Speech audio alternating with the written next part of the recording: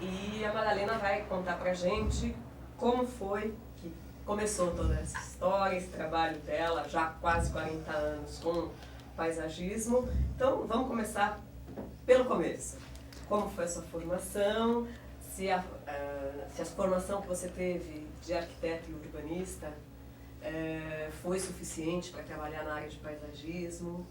Fala, começa a contar pra gente como é que foi tudo isso. Bom, como você falou, eu formei em 67 e lógico que a formação da graduação não foi suficiente para trabalhar, mas tive a sorte de ter professores ótimos e estar numa fase da faculdade que era, como eu falei, éramos 30 pessoas por classe, 150 na escola todas.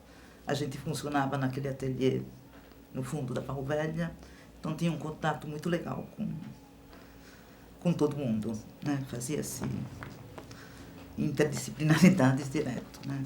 Nunca tive aula direto com Artigas, por exemplo, mas assistia às aulas dele, né?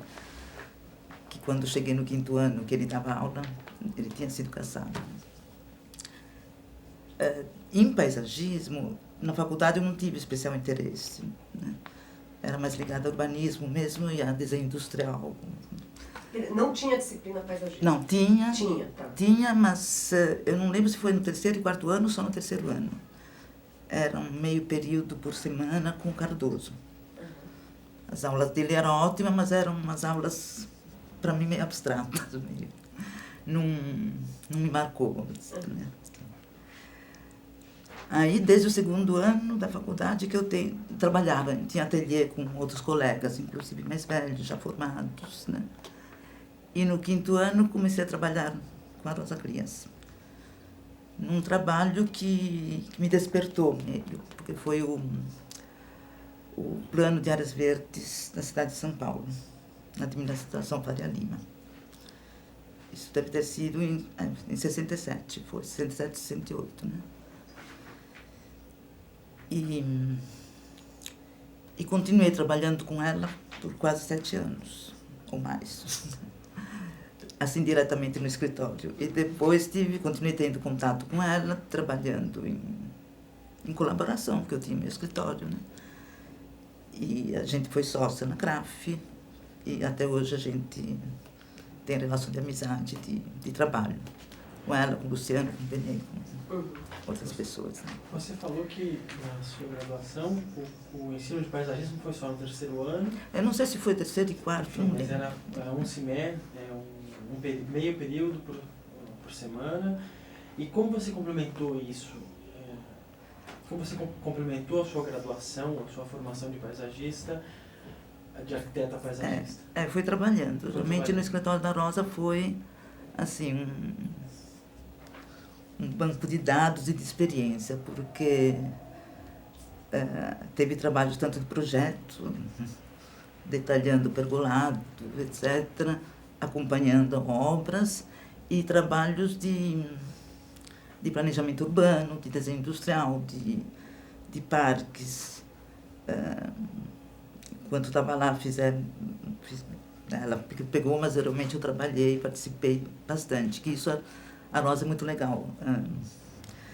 Eu não consigo, eu tenho que fazer o trabalho. A Rosa delega muito e sabe como delegar, sabe como cobrar. Tem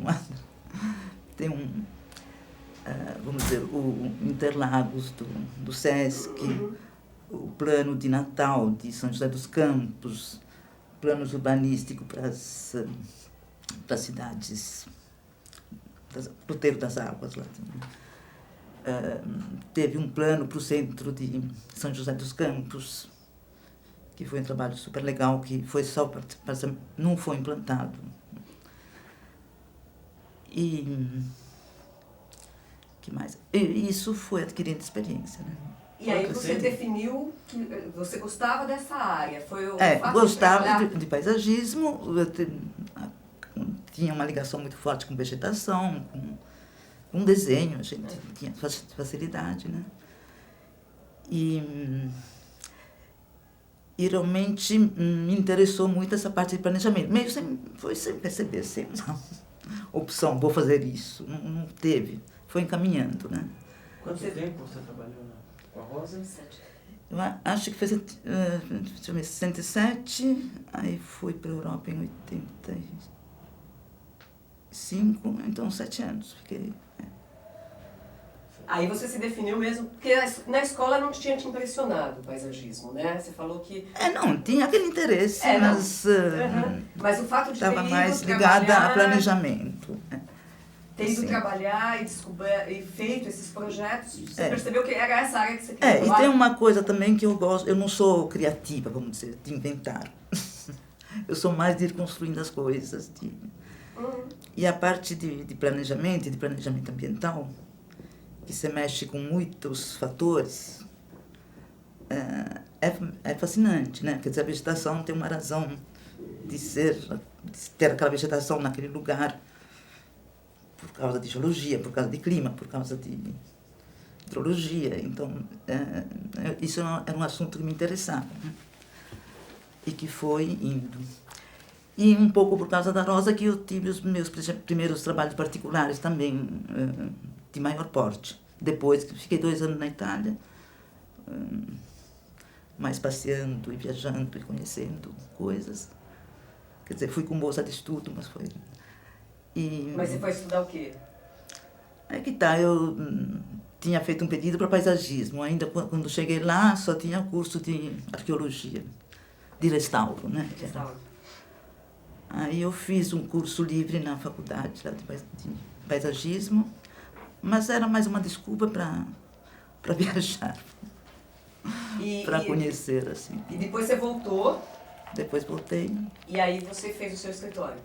Aí, acho que já tinha o escritório meu, mas Aí, não, mas retomou retomei, na sua área retomei, sozinha, né? E o primeiro grande trabalho foi um grande trabalho que foi para a Companhia Vale do Rio Doce, em São Luís, o Porto Madeira, o terminal da Estrada de Ferro de Carajás e o porto. E foi um trabalho super interessante, desses que vão da escala que se trabalham para 2000, mas que teve também um projeto executivo de paisagismo, tanto de viveiro como das instalações portuárias. Né? E foi o primeiro trabalho que trabalhei com o Luiz Emídio, que chamei o Luiz Emídio como consultor, e a gente trabalhou muito. Era consultoria para Prumon, no Rio de Janeiro, então eu ficava 3 dias da semana no Rio de Janeiro e 2 aqui, ficava dividida. Então trabalhei assim diretamente com o Luiz Emídio, né? E foi uma parceria muito legal que durou até ele morrer, 2 anos atrás, né? Quer dizer, esse foi um trabalho que desde aquela época você fez o plano e ele foi sendo implantado eu nunca mais vi, mas parcialmente foi implantado, viveiro, né? Assim. E ele abrangia uma região, você falou da região portuária. Porto da Madeira fica um pouco logo a norte de São Luís. Me deu branco. Não tem problema. Os brancos aqueles que depois desaparecem. Então, ao norte de São Luís, então pega envolve algum... Veja, foi um trabalho interessante porque ainda não tinha obrigação de estudos ambientais, etc. Né? Isso é 80? Não sei, eu até trouxe um currículo para ver as datas, mas é o currículo simplificado que não tem datas. Então, 80 e pouco. 80 e pouco, Tá.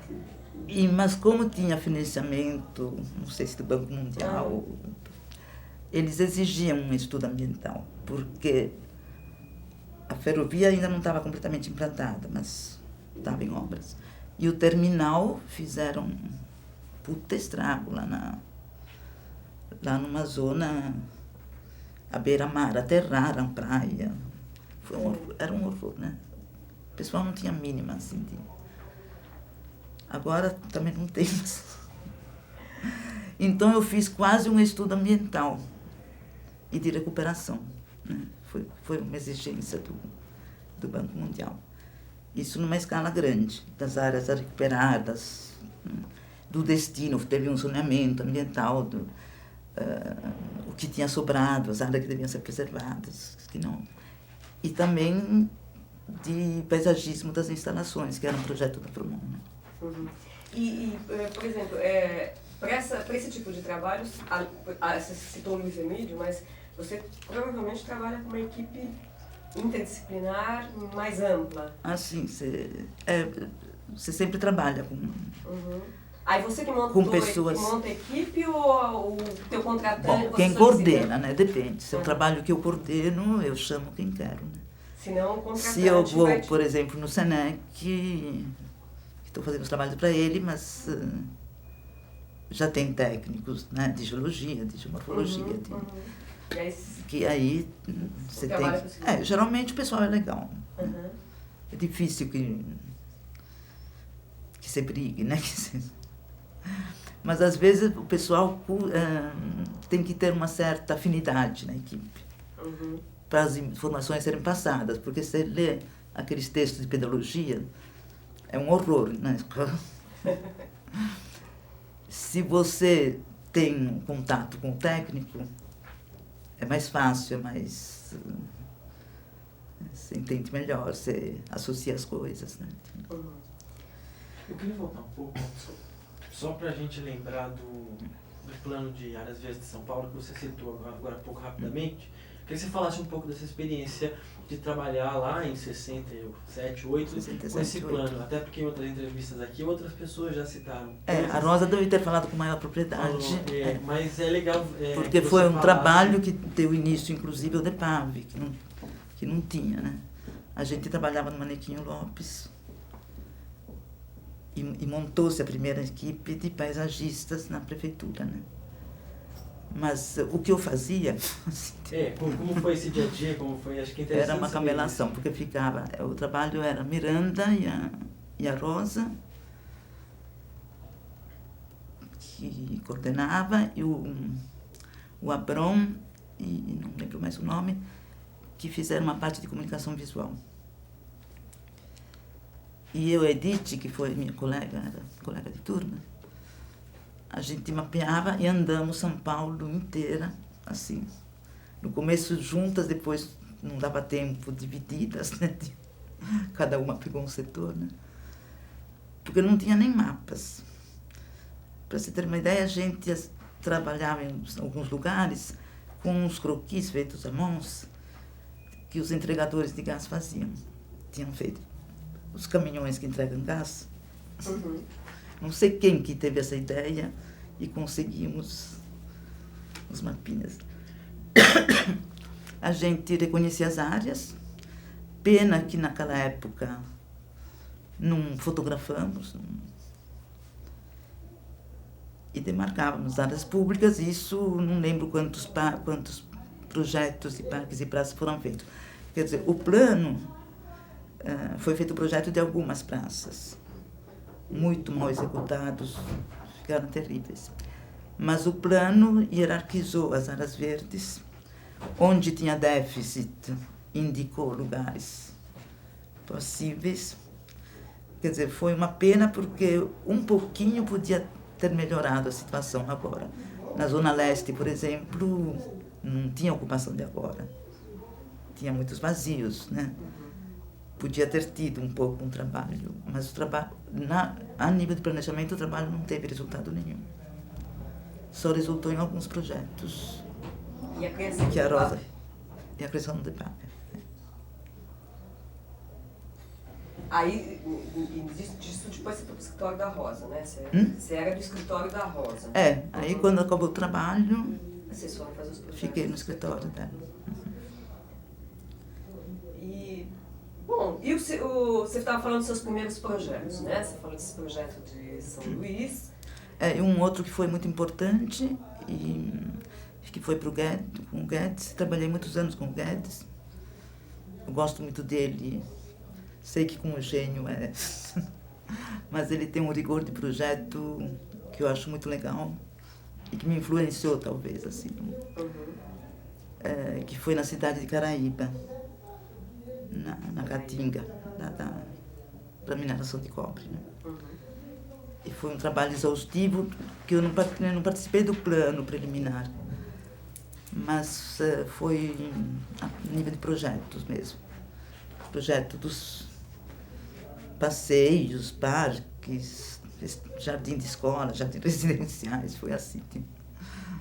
Da cidade toda. Tipo uns 2 anos. E foram implantados? A cidade foi O paisagismo foi uma tristeza, eu queria chorar mesmo. Porque lá depois o pessoal não tem uma mentalidade que não aceitavam usar plantas nativas e não tinha outras condições. Caraíba é uma das isoietas de seca. Né? Uma é lá, outra é no Piauí. É perto de Canudos, encostadinha a Canudos. Assim. Agora, tem árvores maravilhosas na Caatinga. Né? E foi montado um viveiro, super bonitinho, inclusive. Mas o engenheiro agrônomo que tomava conta era do Estado, não lembro se de um órgão agrícola. Ele ficava uns períodos lá, não ficava direto. Eu sei que uma vez fui lá, estava cheio de caraíbeiras plantadas, num viveiro, todas juntas. E nas ruas só algaroba, né?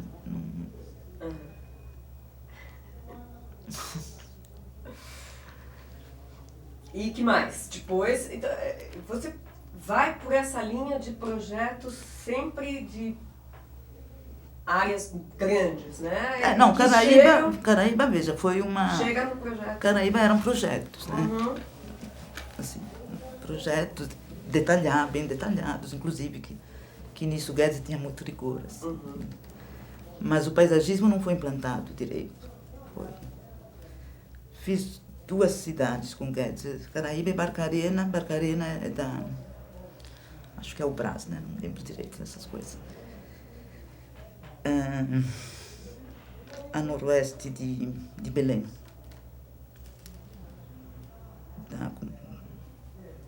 Não lembro se acompanhava do Rio Doce, né?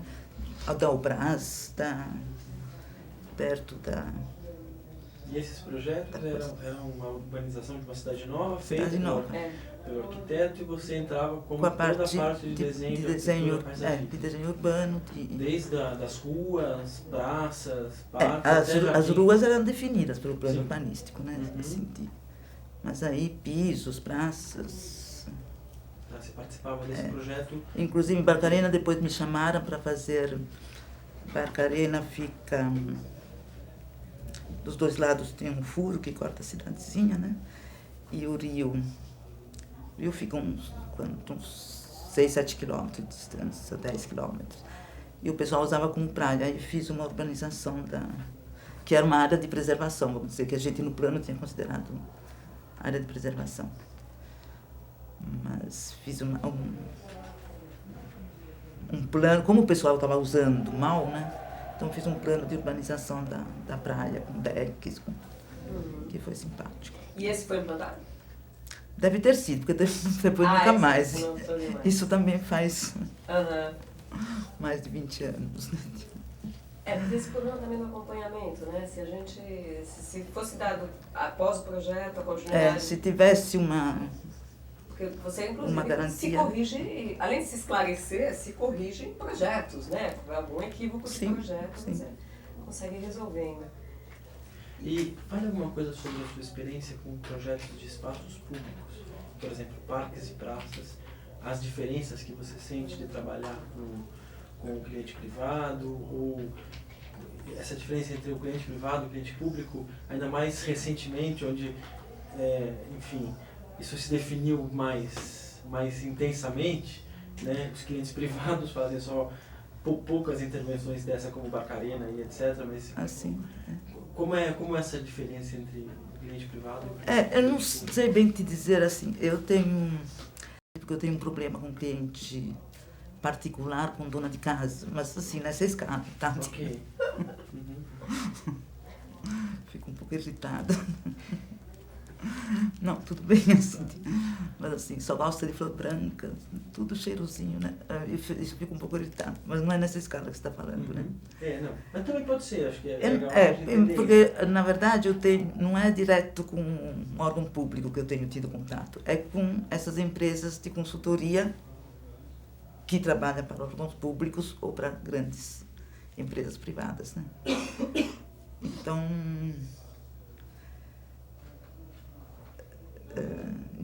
não sei se eu entendi direito a tua pergunta. Não sei bem essa diferença que você está... Não, basicamente seria assim, para entender como é que você lida com um espaço que seria público. Eu quero mais até caminhar Tá. para o lado do espaço público.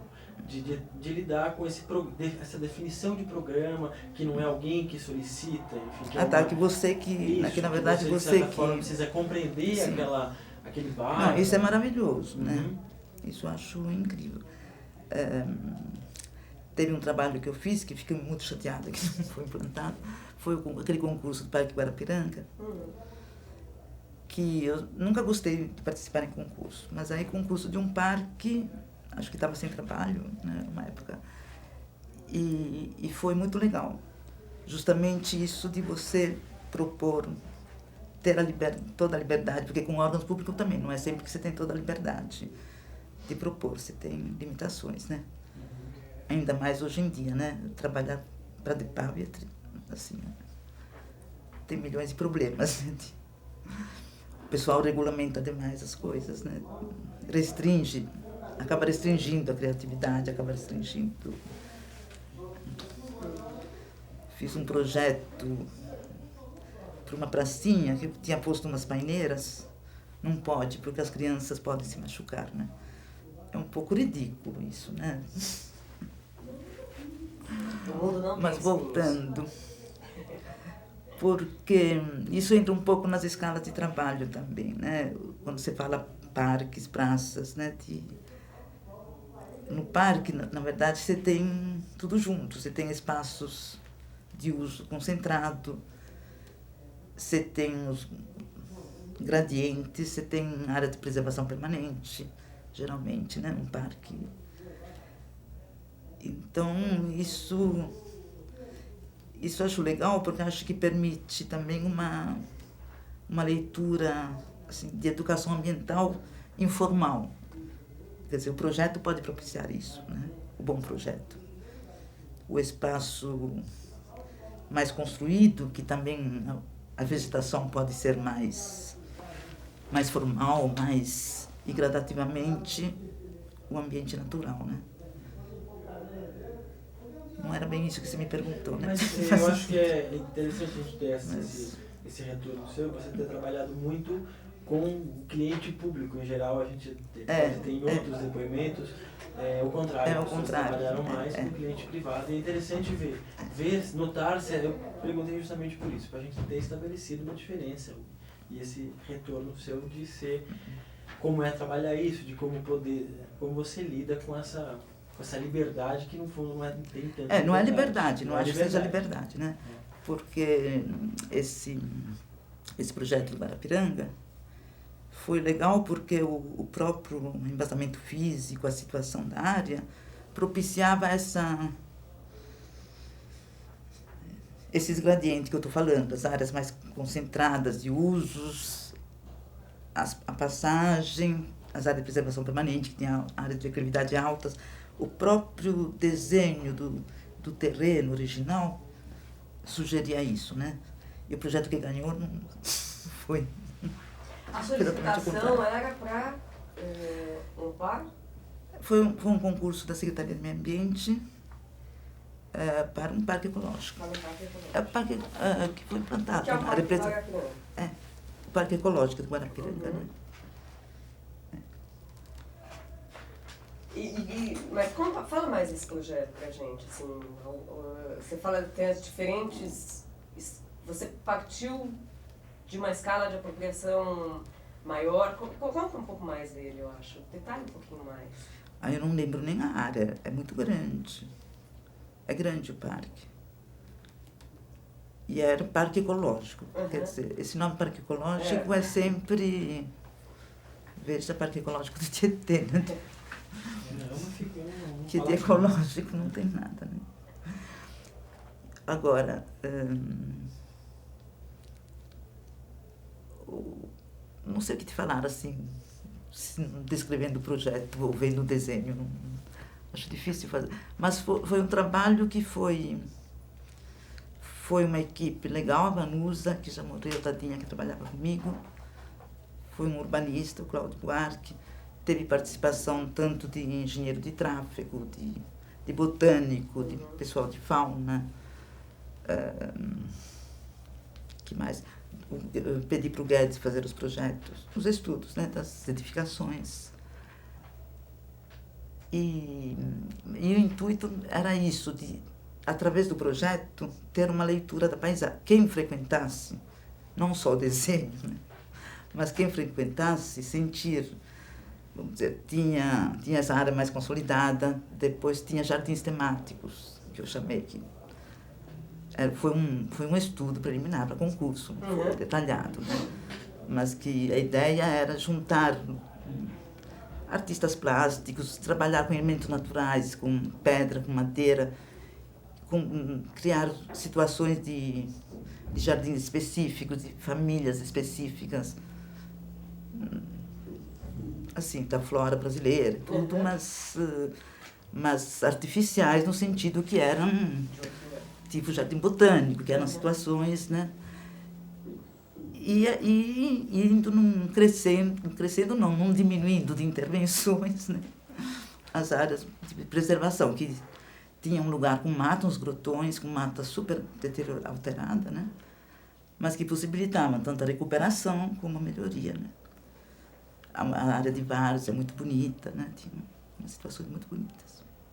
E essa sua linguagem de trabalho, de gradientes de intervenção, você ainda trabalha dessa maneira? Foi uma coisa que permeou sua obra sempre? Acho que é um pouco influência desse trabalho em escala maior, com uma certa preocupação com embasamento, com vegetação,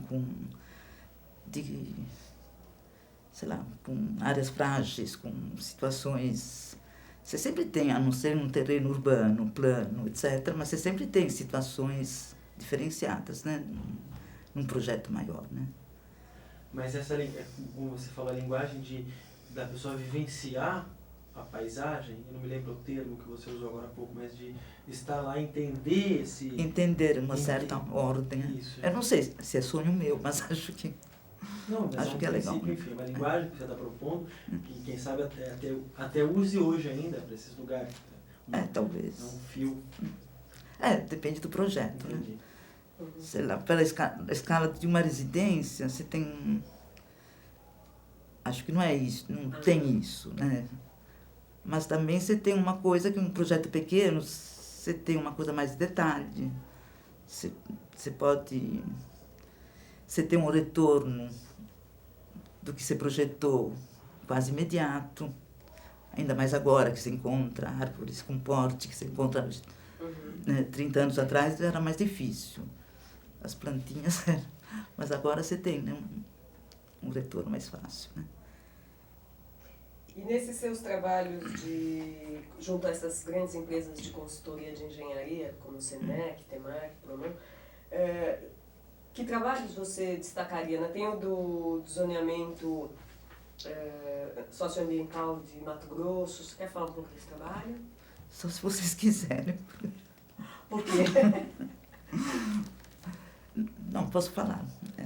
Foi um trabalho que eu tinha trabalhado na proposta, ficou 2 anos para sair a proposta, eu, assim, sequinha para que entrasse, porque,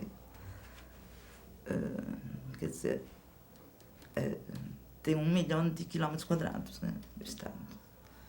Na época, 2 milhões e pouco de habitantes. Assim, tinha uma coisa de criança de Mato Grosso, que tinha lido uns romances, assim, tinha um sonho e não conhecia. Não, conhecia o Pantanal. Bom, quando entrou, eu fui encarregada da ocupação do solo, né? E foi um trabalho desgastante, foi um trabalho assim, porque foi um mapeamento na escala para 250 mil, depois concentrado numa carta para 1,5 milhão, que nessa escala que ia ser feito o zoneamento propriamente, né? E foi um trabalho que durou 5 anos, porque interrompeu 1 ano, e que teve muito problema com o pessoal da secretaria. E, para mim, também com a coordenadoria aqui do Senec. Foi complicado, que fechei o mapeamento, vamos dizer, os dados de levantamento, e não participei do fecho do zoneamento propriamente. Mas foi super interessante, mas foi muito complexo. Isso era um plano para o estado inteiro? Um plano para o estado todo? Isso, toda a região amazônica tinha obrigação de fazer zoneamento, como é que chama? Socioambiental? Ecológico. Deixa eu ver se eu trouxe o currículo justamente. Mas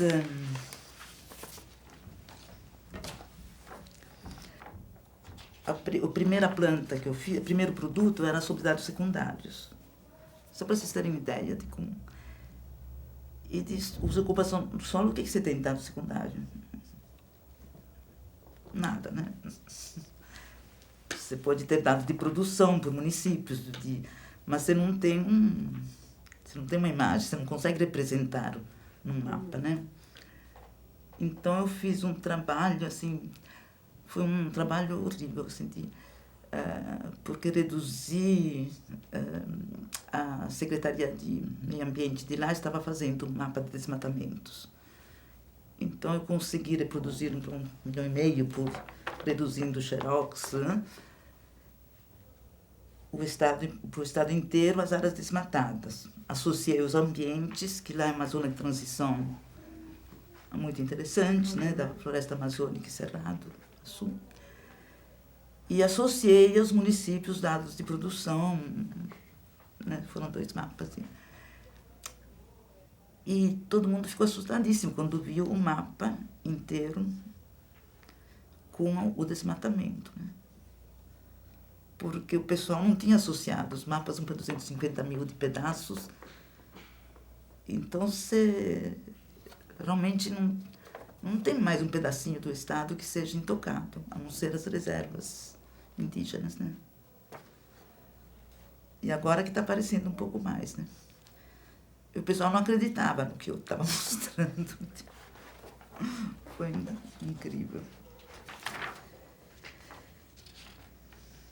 E esse trabalho, da parte do arquiteto paisagista, o que ele teria de... qual que era a tua intenção chegar, além de identificar... Não foi como um arquiteto paisagista, foi como arquiteto, porque eu faço questão... assim, como arquiteto, isso. Né? Na verdade, o uso e ocupação do solo, você faz uma interpretação, né? Não é assim, ainda mais na escala do trabalho. Que é uma interpretação que é associada a dados de topografia, dados de geológico, de hidrografia, de vegetação, de tipo de vegetação, de, sei lá, os pastos no Cerrado é uma coisa, os pastos na região amazônica são outras. Vamos dizer, não tem uma parte de projeto. A parte projetual seria no zoneamento, que nisso briguei muito. O que eu cheguei a fazer foi a compartimentação das áreas. Isso é um dado que você,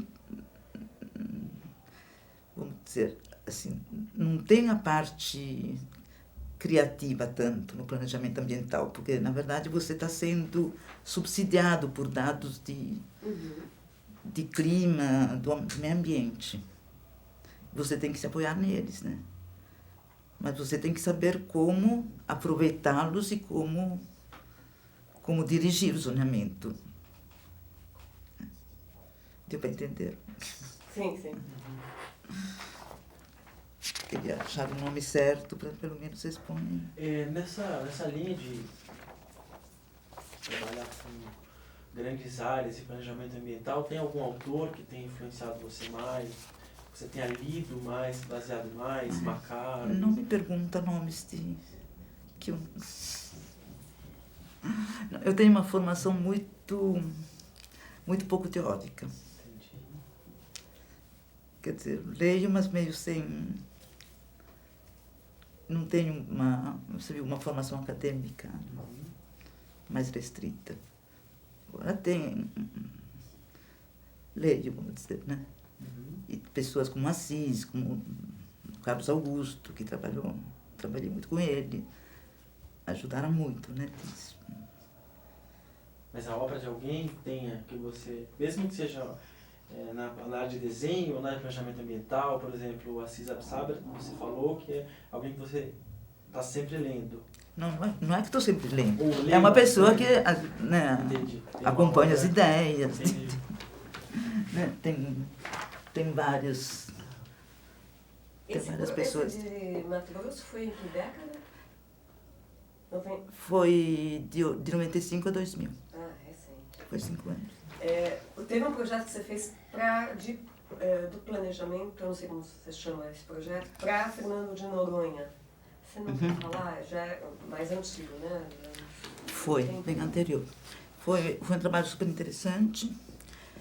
Quer dizer, era, como eu estava te falando, Fernando de Noronha era da Marinha, do Exército, não sei direito as coisas.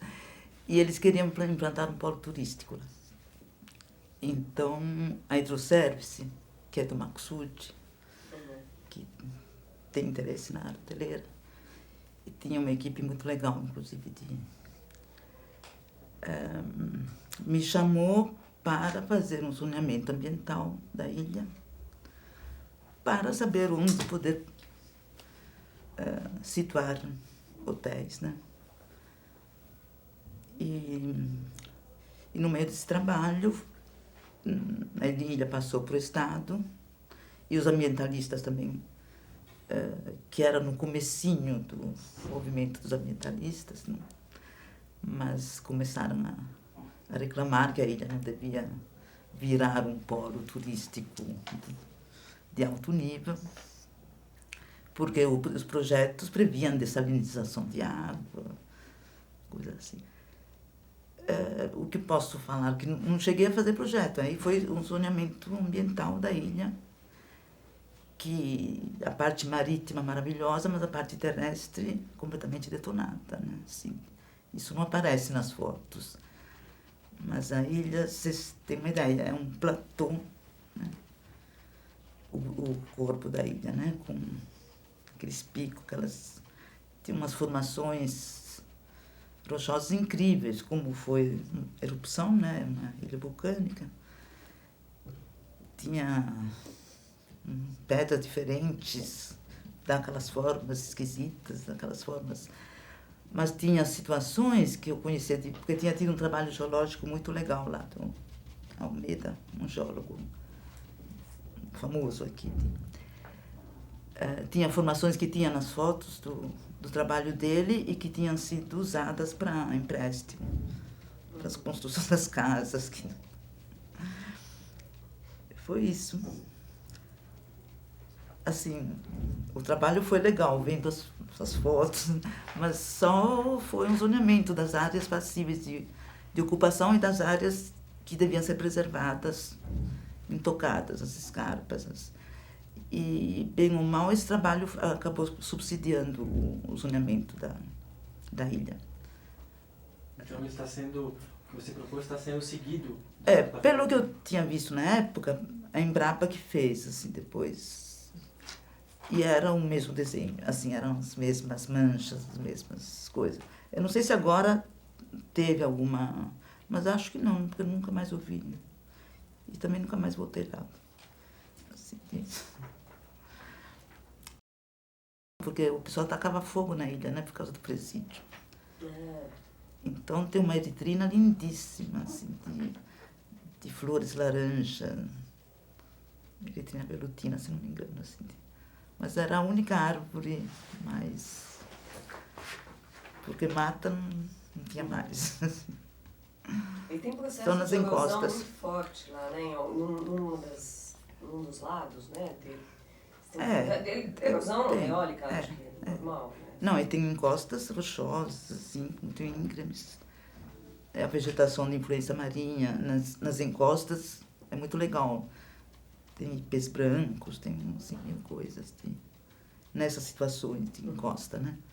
Mas o platô da ilha estava muito detonado.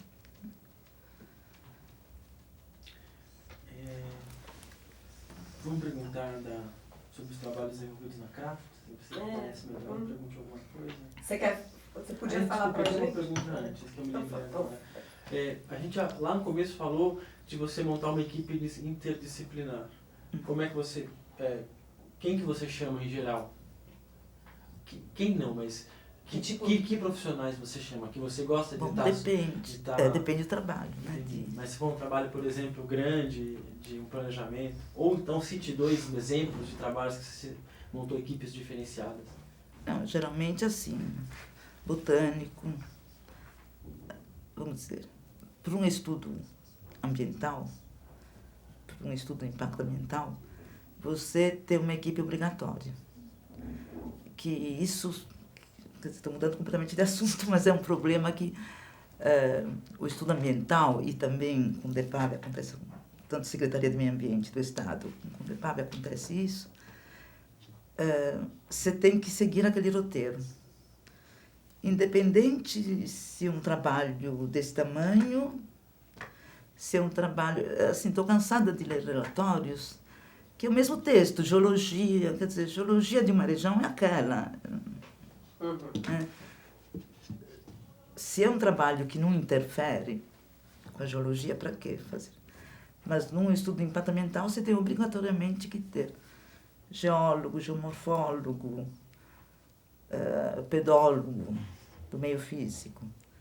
Às vezes, geralmente hidrólogo também, assim.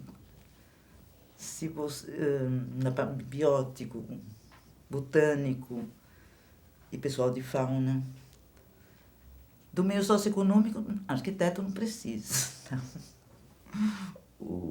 Uma socióloga, economista, demógrafo, geralmente. Né? E arqueólogo, que é fundamental também, com todas as... Agora, então, dependendo se é um desenho urbano, uma coisa de intervenção urbana, geralmente é um engenheiro de tráfego, paisagista, né? Assim, a gente... assim, botânico, geralmente, eu costumo chamar os trabalhos que têm aparecido, né? Quando não é um trabalho pequeno, que o conhecimento da gente dá para solucionar, né? Que mais? Bom, comunicação visual, né? Você falou da CRAF, o trabalho que a gente fez na CRAF, que foi muito legal. Foi um trabalho, não lembro quanto durou, se foi 1 ano, mais ou menos, que foi um plano turístico. Começou assim, como plano turístico de 3 municípios, no Planalto de Santa Catarina. Não sei se o Rosa, a Benê já falaram desse trabalho, né? E foi um plano que foi trabalhado na escala 1:50 mil, né? Pegava 3 municípios, não grandes, mas razoáveis, e que chegou a detalhes de desenho urbano, da via turística, de comunicação visual. Foi feito o símbolo para os 3 municípios. E nesse trabalho foi típico de uma equipe multidisciplinar. Porque trabalhou geógrafo, Carlos Augusto Monteiro, trabalhou botânico, que era de Curitiba, um cara super legal. Trabalhava na parte de infraestrutura viária. Trabalhou o Michel, o marido da Cissa, na parte de comunicação visual. O Cláudio, na parte de urbanismo. Foi uma equipe de lá na parte de saneamento básico, que era fundamental, né? Eu e a Rosa, coordenando. Esse foi talvez o trabalho mais significativo da CRAF? Outros, você se lembra? Para mim foi. Assim, foi porque a região é lindíssima e foi um trabalho que foi muito acompanhado pela população. A gente fez seminários com o pessoal. Deu um pequeno crepe, assim, porque o trabalho era encomendado pela Secretaria de Planejamento, acho, do Estado. Então, acabou se entregando para a Secretaria de Planejamento, deve ter mudado o governo, e as 3 cidades, Campo Alegre, muito pequenininha, inclusive, que tinha muito interesse no desenvolvimento turístico, acabaram ficando desamparadas, porque o pessoal local estava muito interessado mesmo, acompanhou, foi muito interessante, né? E os outros trabalhos... Aí teve o projeto Panambi, que na época não chamava projeto Panambi, mas era Chácara Tangará, do Pinhatari, né? Mudou de nome por causa de uma novela que na época passava em Tangará. Que eu participei, foi o projeto, o escritório do Gasperini, que foi feito um plano, e o que a CRAF fez foi justamente um diagnóstico da área.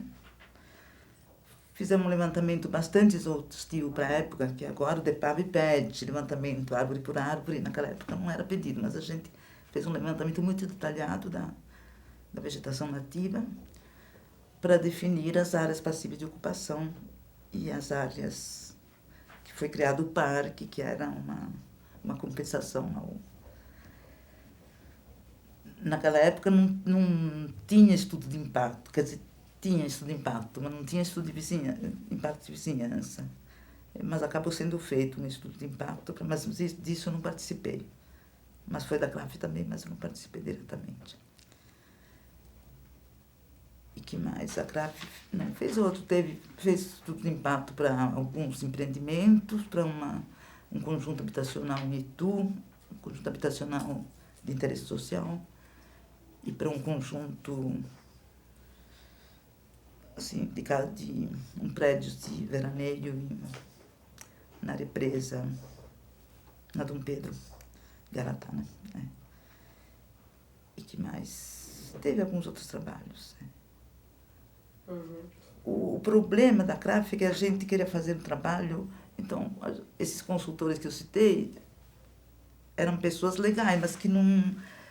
Os estudos ambientais estão muito seguindo trilhas, assim. Alguém de vocês tem ideia da transposição do São Francisco, se é benéfica ou maléfica? É impossível, sabe? Você tem que falar, você tem que fazer aquilo, mas você acaba diluindo, acaba não sendo perceptível o que é realmente...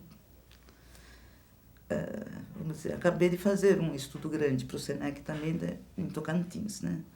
Um reservatório.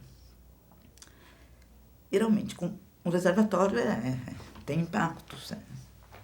Qualquer ação tem impactos, né? Só que é uma região paupérrima. Um reservatório super encaixado, que realmente a área é mínima. Pega famílias, etc. Mas... Então, se tem um lugar que é para fazer, que pode ter essa intervenção, eu acho que é lá, francamente. Né? Mas demorou, acho que 4 anos para ser aprovado. Super longe de áreas indígenas, mas das áreas indígenas. E os ambientalistas não é nítida, não tem uma relação sincera.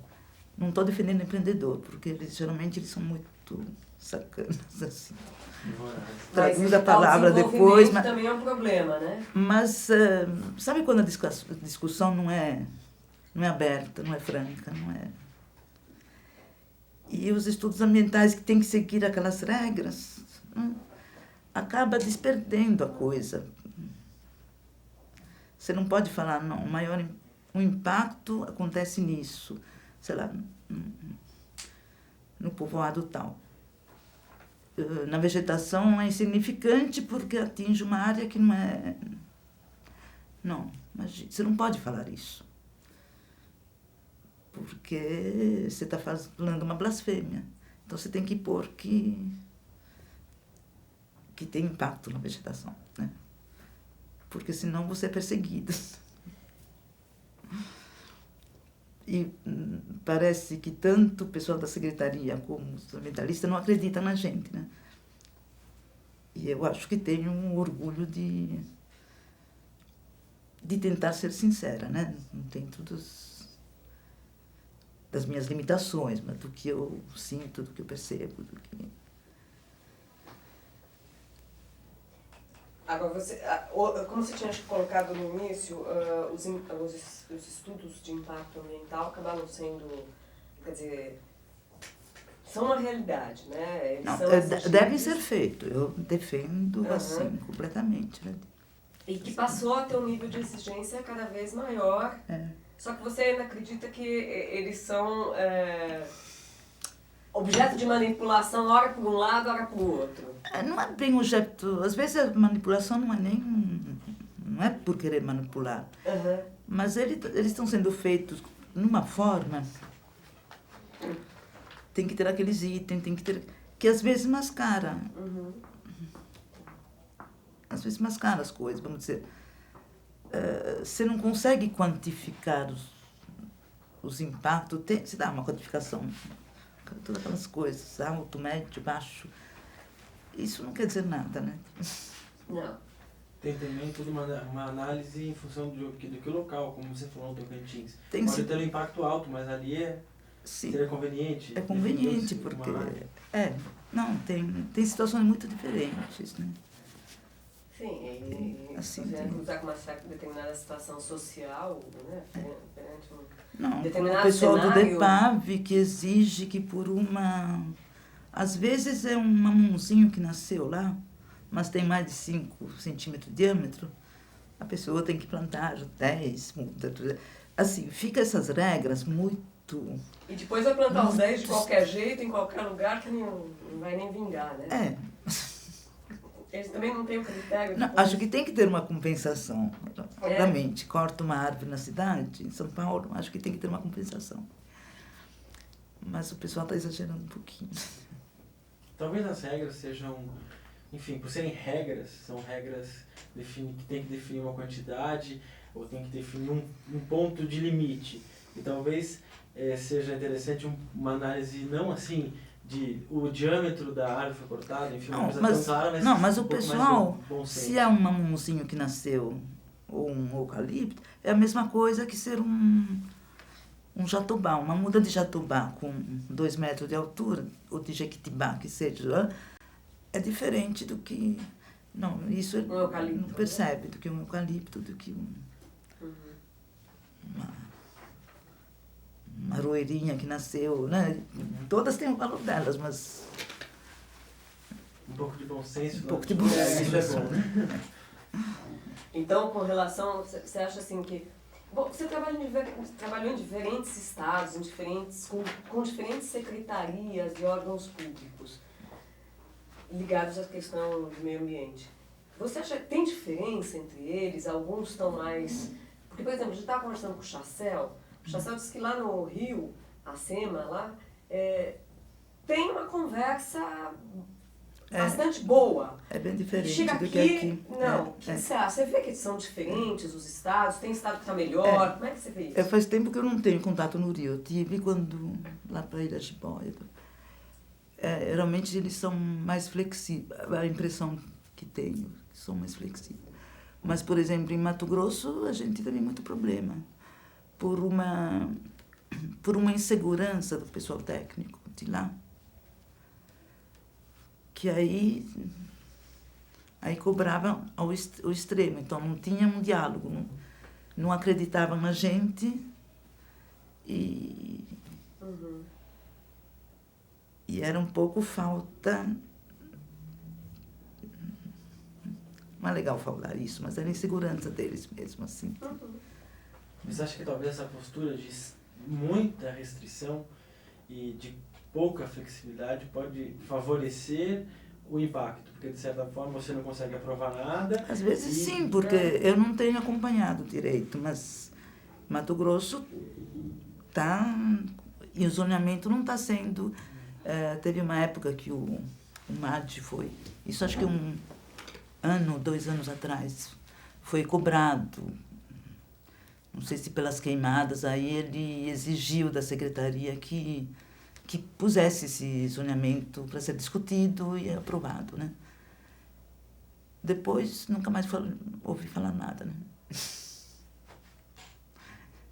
Então, às vezes, as coisas muito rígidas acirram e o pessoal faz de outro jeito. Isso, favorece a ocupação não oficial. A lei muito rígida favorece que se burle a lei. Tem um controle maior hoje, né? Tem um controle maior, mas numa região como a Amazônica é complicado, né? É complexo. Não sei se eu pergunto isso, mas você acha que a gente está caminhando para frente nesse aspecto ambiental? Acho que sim.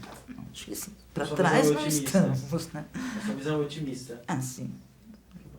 Sem dúvida. Tanto a nível do conhecimento das pessoas, né?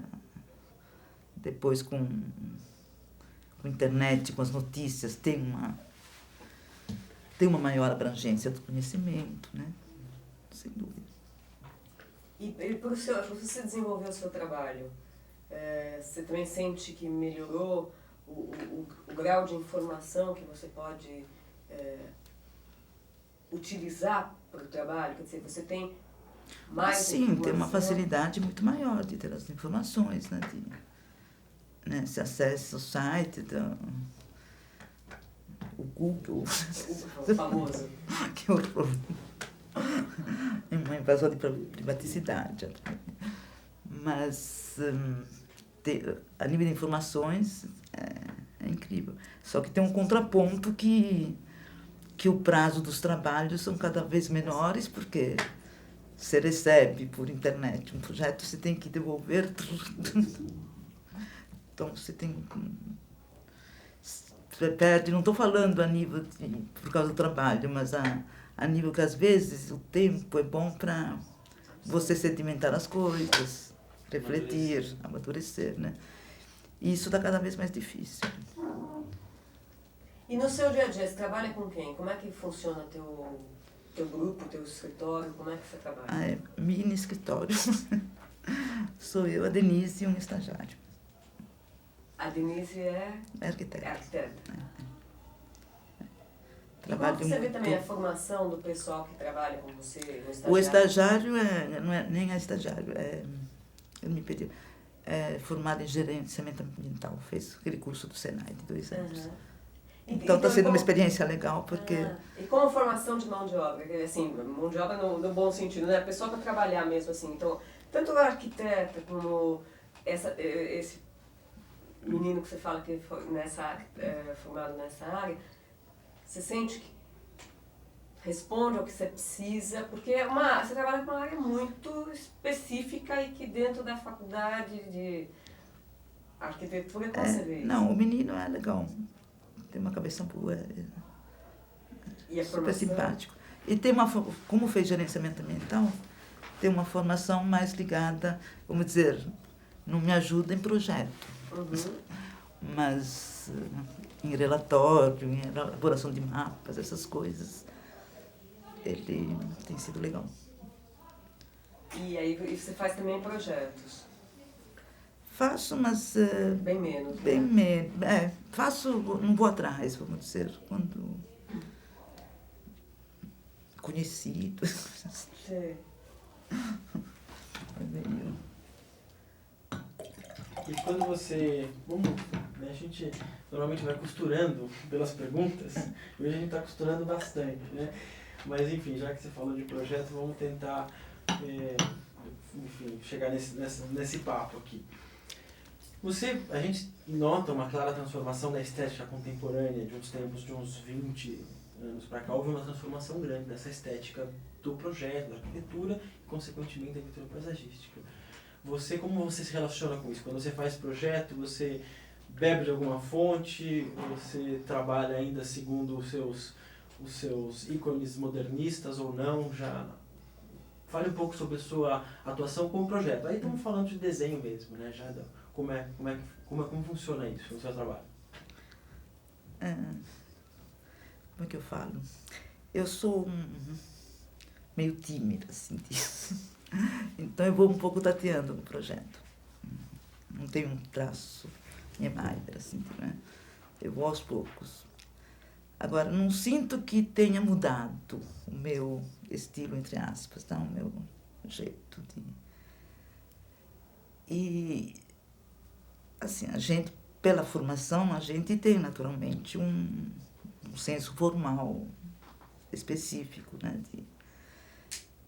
Agora, eu não sinto que eu tenha mudado. Lógico que a gente vai evoluindo, vai amadurecendo, vai.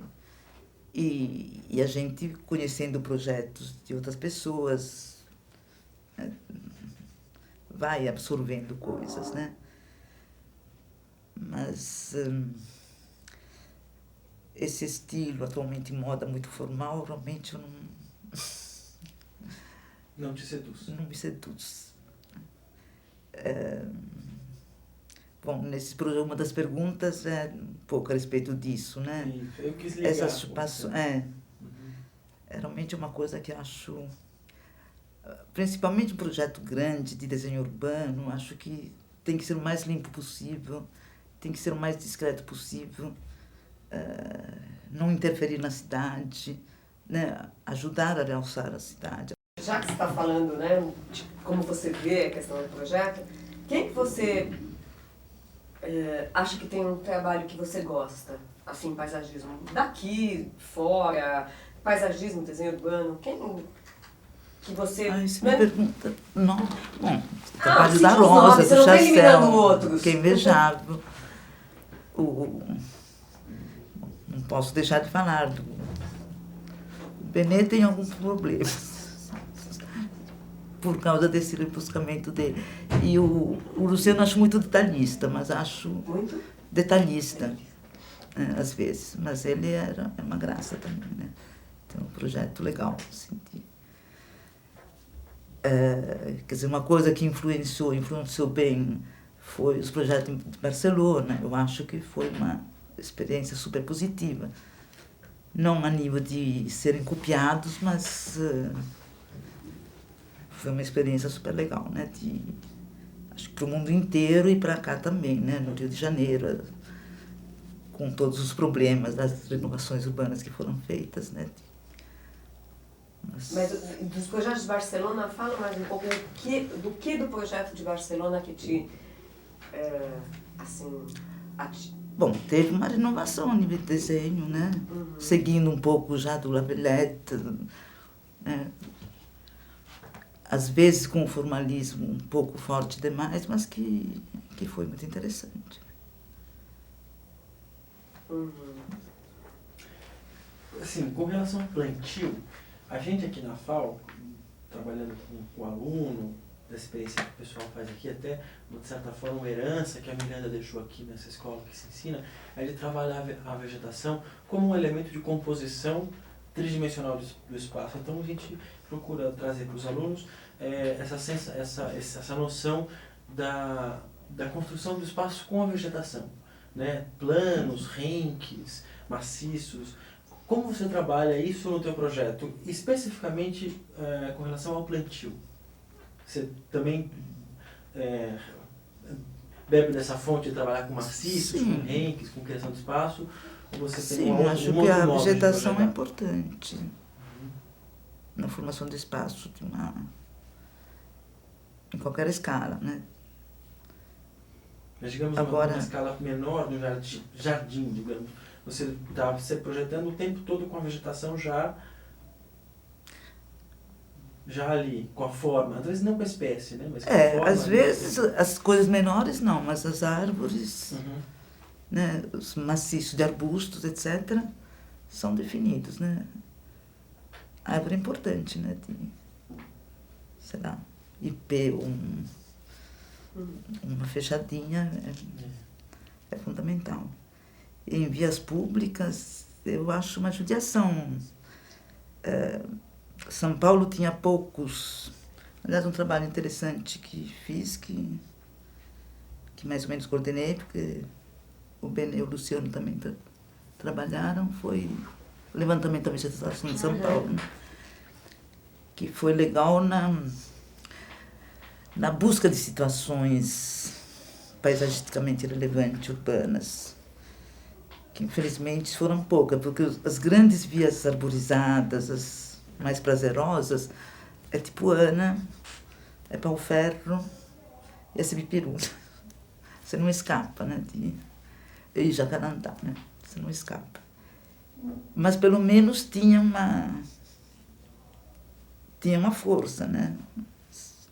Você pegava a doutora Arnaldo, agora estão cortando todas as árvores, você ia embaixo de uma copa com uma uniformidade que caracterizava a rua e tudo, né? E agora de Pave planta uma espécie de um Ipema quaresmeira, isso eu acho uma pena, porque mesmo em grandes avenidas, você não tem... A vegetação na cidade é muito importante na formação do espaço, né? Um pouco nessa medida, né? Subindo a Consolação, se você tivesse um plantio adequado, você tem... Agora cresceram, né? Mas Quaresmeira, tudo misturado, né? A Vinda Sumaré, né? Que tem espaço e não é aproveitado, não é? Posso voltar só uma coisinha? Claro.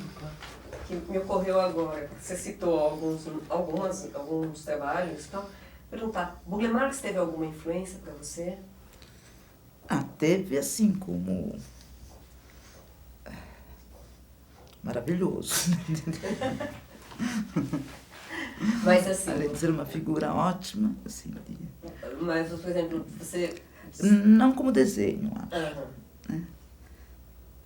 Inclusive, às vezes eu acho muito ele tem um formalismo muito forte, né? Tem um desenho muito pessoal, inclusive, né? Mas realmente tem uma sabedoria no uso da vegetação, que também é muito formal nele, né? É incrível, né? Uhum. É muito bonito. E o gosto dele, vamos dizer, conversando com ele. Eu interrompi porque... também não tinha citado, porque assim... E esses projetos que você acaba fazendo no escritório, fez, basicamente são residências? Um hotelzinho. Estou fazendo aquelas coisas horríveis, aqueles conjuntos, como é que chamam? De condomínio horizontal na praia. Na praia? Em Ubatuba. E aí quando você faz esses projetos... Fiz uma pousada em Bonito, que foi gostoso. Então, esses projetos, daí você acompanha a implantação. A implantação é passada por uma empresa de execução. Bom, geralmente quem constrói a casa, né? Quem constrói a casa. É quem constrói. E aí você acompanha a implantação? Sim. Infelizmente. Porque como não tem uma coisa de projeto direto, então acaba atrapalhando. Às vezes é executado quando, né, você fez o projeto meses antes, anos antes, às vezes. Né? Uhum, você nem fica é complicado, mas acompanho tanto a execução como o plantio. Né? Uhum. Você considera fundamental? O quê? Você considera fundamental esse acompanhamento? Tem que acompanhar-se. Uhum. Você acompanha, às vezes, por sua espontânea vontade, geralmente, não ser contratada para. Não. É só para que o projeto não saia da sua... do controle. Não se desvirtue. Não, porque senão... Entendi. E essa relação com os... Quer dizer, em projetos maiores, por exemplo, eu fiz o projeto de um parque em Imbu, que foi dessas coisas que a gente estava falando antes, atrelado, foi para a Secretaria do Meio Ambiente, mas como eles fazem, não é bem concorrência, é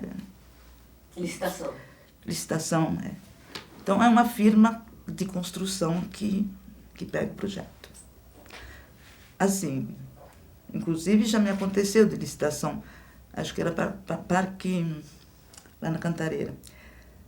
O que vale é quilômetro de asfalto implantado, o currículo da licitação não tem nada a ver com paisagismo, absolutamente nada.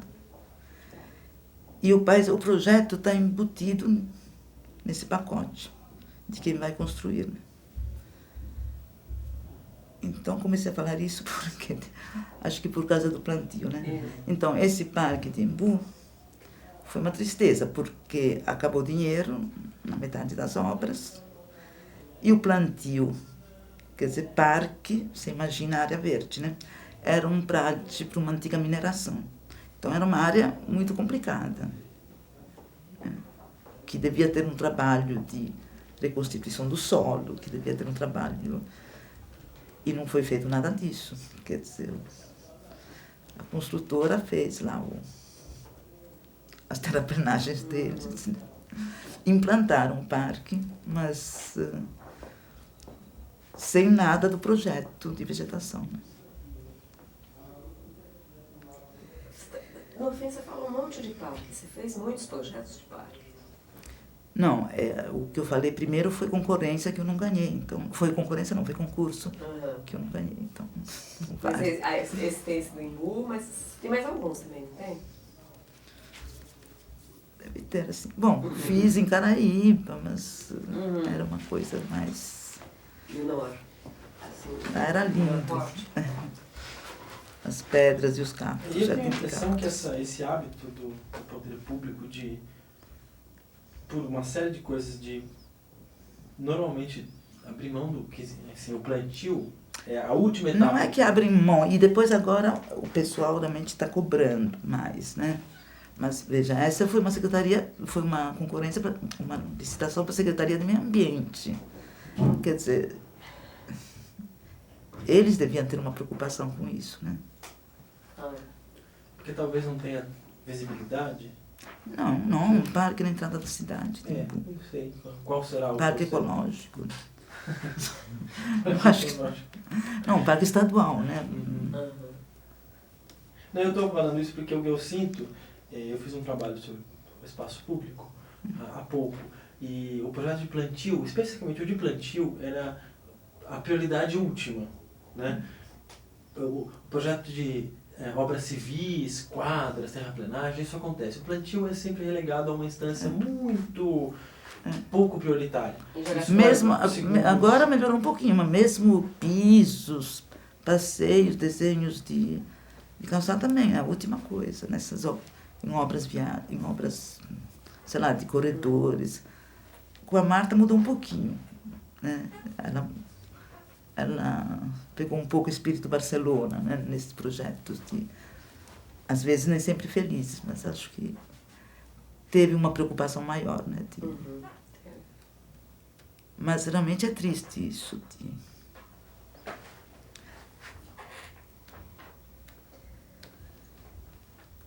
Você teve alguma experiência docente em alguma escola? Dei 2 anos na PUC. Na PUC? De paisagismo.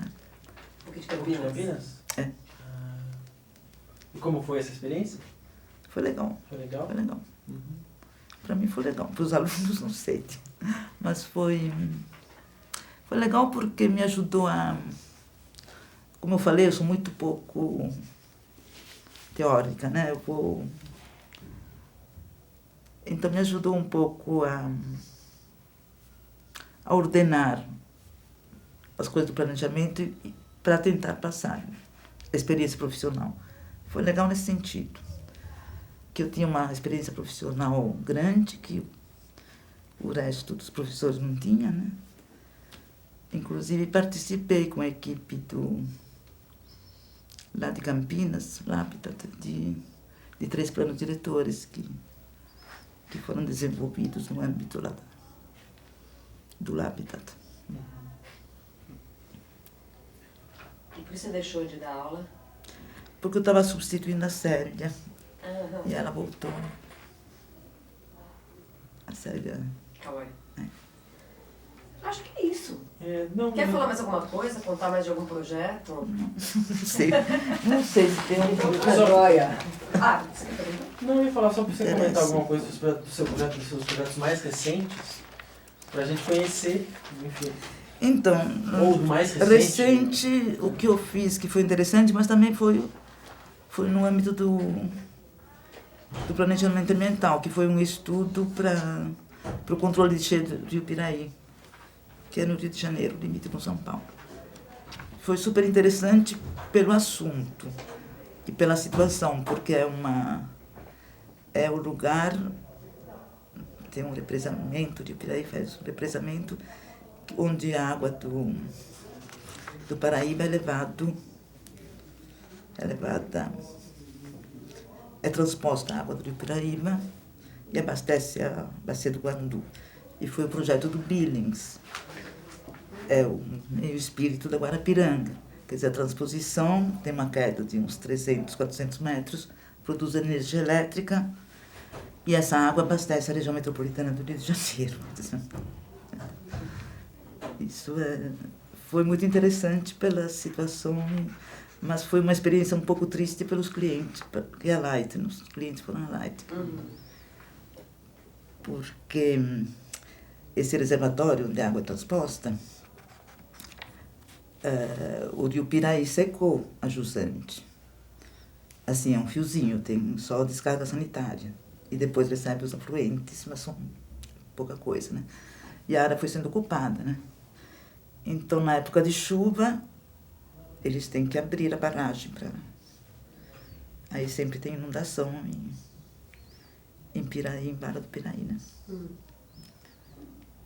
E eu fiz o estudo atrelado aos estudos hidrológicos para alternativas de controlar essas cheias. Então, foi interessante pelo assunto, que sou um pouco curiosa, né? Essas coisas. Ele foi plantado, você propôs, está sendo ainda? Não, está sendo. Não, porque as alternativas são complexas, são construir uma adutora que, quando está cheia, leva as águas de volta para o Rio Parnaíba, aumentar um reservatório montante. Não são obras pequenas, são obras É que o trabalho foi muito interessante pela situação e pelo histórico todo, porque foi implantado no começo do século, cavaram túneis imensos para essas transposições, morreu gente, foi aquelas coisas assim. Épicas, obras épicas. Épicas, E esses são trabalhos longos também, né? Esse durou quase um ano. E agora vai começar mais uma... Esse espero que seja interessante. É no Amazonas, né? Juruti. Vai viajando bastante. É para fazer... pega uma parte de desenho urbano e mais de planejamento.